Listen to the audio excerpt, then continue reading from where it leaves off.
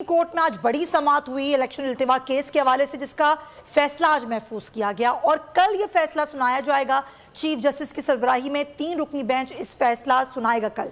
लेकिन जो बड़े रिमार्क्स थे चीफ जस्टिस के, वो बड़े अहम थे। उन्होंने कहा कि आइन वाज़ेह है कि इलेक्शन कब होने हैं।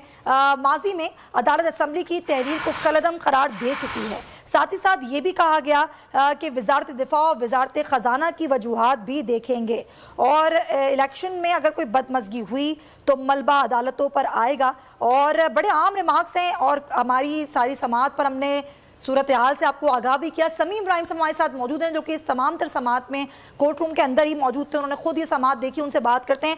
समीम इब्राहिम साहब, जो रिमार्क्स हैं वो बड़े आम हैं। चीफ जस्टिस ने कहा कि लोग मनपसंद जजेस से फैसला करवाना चाहते हैं, जिस पर अटॉर्नी जनरल ने कहा कि कोई ऐसा नहीं चाहता।